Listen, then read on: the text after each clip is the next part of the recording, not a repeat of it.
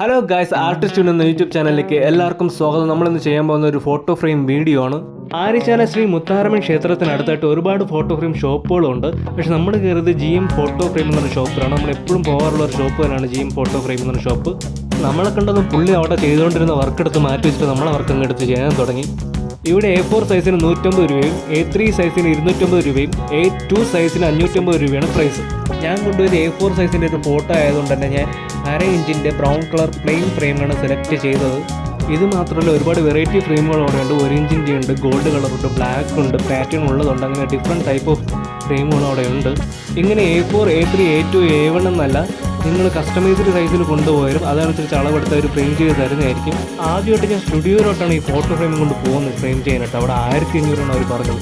Actually നമ്മൾ ഫോട്ടോയ്ക്ക് വന്ന് നമ്മൾ ആ പ്രൈസ് വാങ്ങിക്കാറില്ല. പിന്നെ ഫോട്ടോ ഫ്രെയിമിന് അത്രയും കൊടുക്കുന്നത് നടക്കാത്ത കാര്യം. ഒരു കാര്യം കൂടെ പറയാൻ വിട്ടുപോയി.